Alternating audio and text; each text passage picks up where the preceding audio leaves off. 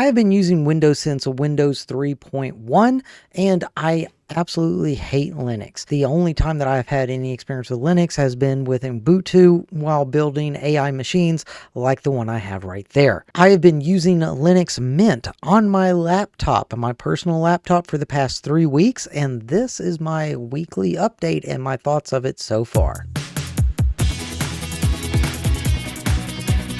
So first off, this week, what I wanted to try to accomplish was trying to find the apps that I like and that I use, but I don't necessarily need. I already had all the stuff that I need. Basically, LibreOffice and Google Chrome and Firefox and remote access. I got all that stuff settled. Works great with that. This week, what I wanted to try and focus on was the things that were nice to have that I like to use on my laptop before, and now it's just want to see if I can. An application that's for Windows only that's called 4K Video Downloader, and I personally never really liked the application because that application was nothing but bloatware. Basically, it's an application that you take the URL of a YouTube video, you can put it in that application, and it'll download it for you. It will either download it as an MP3 file or an MP4 video file. I use that at work because whenever I have a video that I want to show my class, the school's internet is not exactly reliable, and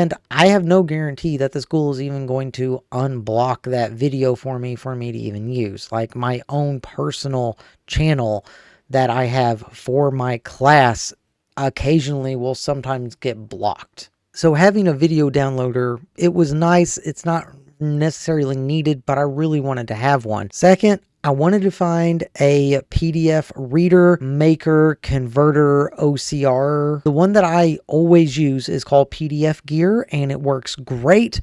It's not available on Linux, or at least not that I have found is it available on Linux. It might be. I might be looking entirely the wrong place like I was with Google Chrome. But from what I can see, I can't find it anywhere. My third thing that I wanted to accomplish this week was trying to connect my wireless headphones to the computer, and well, I'm just going to be honest, I've had a busy week this week. I've only really had time to try one of those three things out. I was able to find a video downloader for YouTube. What I ended up finding is called YT Downloader, and it's not as flashy as some of the other ones, but it works. It works amazing. It's entirely free, and it does playlists, it does videos. As far as I'm aware, there's no limit to it. The only downside, which I say it's a downside, but it's not really a downside. It's a quality of life feature I would like to have. It basically doesn't even lower the experience whatsoever. I can't find a way to download multiple playlists at once, but it works. It's great. It's really cool. It even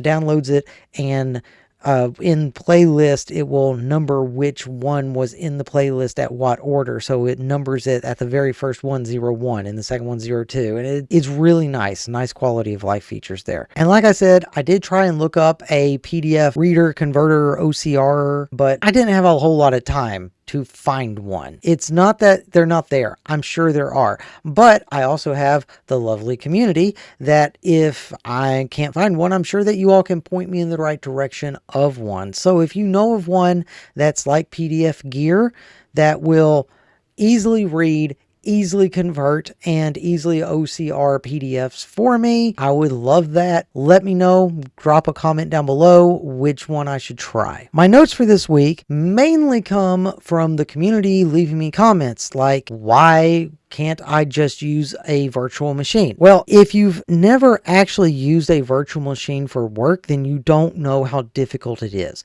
Virtual machines are great if you just need a quick something to do. But if you're using it as a dedicated computer all the time, it sucks. Performance is terrible. Downloading updates is awful on it. You have to allot parts of your hardware to actually run it, so that's dedicated to that. So regardless how good your machine is, it's always going to run worse with a virtual machine. So no, for my business, I cannot use a virtual machine running Windows 11. Second, a lot of people are wondering why I still run Windows 11 on my main machine and why I don't just go completely Linux. Linux will never be my main machine. I have known that from the beginning. No matter how much I hate Windows 11, I have to run a Windows environment because I run a software company that is based in Windows. And the reason it's based in Windows and not based in Linux is because if I migrated everything over to Linux, I wouldn't have a company. I would have an open source product that I am literally working for nothing. People go to Linux because it's free, because it's open source. People go to Microsoft because it is a paid for platform. Both of those have their advantages and disadvantages. If you're on Linux, you're expecting everything to be free. If you're on Windows, you're expecting to pay for everything. I can't sell products on Linux. And you can leave a comment telling me I'm wrong all you want.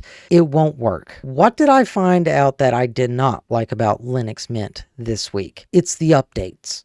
Now, I understand that Windows updates whenever it updates every week, multiple times a week. Sometimes it requires you to shut down, and pretty frequently, at least once a week, it's like you need to shut down in order to apply these updates. Linux Mint has done that once, which I'm really happy with. However, it also has so many updates that little icon down at the bottom with the shield, it always has a dot on it, and it drives me crazy. I want to get rid of that. I don't want to see it. If you know of a way for me to get rid of it, I'm a-okay getting rid of it because I don't want to see it. I don't want to see that there's an update available. I literally, while I was writing the script, I opened up my computer. It had an update. I updated it. After it got done updating, 5 minutes later, as I was writing this part in my script, and it's only a paragraph long, there was another update released, and it came up there and said I needed to update again. The updates, yes, they're optional. I get they're optional. Why are they so frequent? I don't understand it. Aside from that, I haven't really had a whole lot of time to use my laptop this week. I've had a lot of observations. I've had to go to different classrooms. I had to set in on some meetings. I didn't have a whole lot of time to actually work on my laptop. I used it as a text editor. That's basically it. Like, I used LibreOffice all week. That's all I used. I didn't have time to do anything else. If there's an application that's like really nice to have that you think that I might need, leave a comment down below. I'm really interested in a PDF application. If you know one of those, please hit me up, let me know, leave a comment. Honestly, if there's really any other application you think that might be useful, I would love to try it out. That's it for this week. I know this week it was kind of short. I didn't really have a whole lot to do. I mean, honestly, if you're coming from a Windows environment, Windows Mint, it's